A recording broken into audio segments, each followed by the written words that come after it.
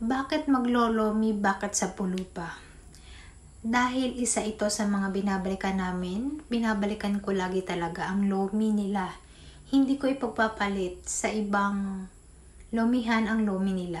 Masarap talagang, gustong gusto ko talaga. Namiss ko nga ngayon ulit ako nakapunta ulit dito kasi hindi na tayo dalaga, ganyan. Kaya minsan lang tayo makakagala kasi may chikiting na tayo.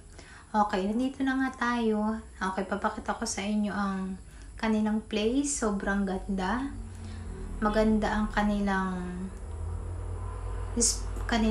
pinagtirikan dito ng tindahan. Ayan na nga ang menu at naka-order na nga ako. Ayan. Actually, walang tao kasi Monday. Tara, may paganan. Baka naman doon pa kundus makalibre sa inyo ng lomi. Kapag kasi ako na punta ko lagi nakaupo dyan si doon pa kundus. Wala siya. Ayan na nga lomi. Tignan nyo naman, napakadami sahog. Yan ang gustong gusto ko. Thank you for watching. Bye-bye. I hope you nagustuhan nyo. Pumunta na rin kayo dyan sa may lumihan na yan. Hindi kayo magsisisi. Masasarap yung food nila.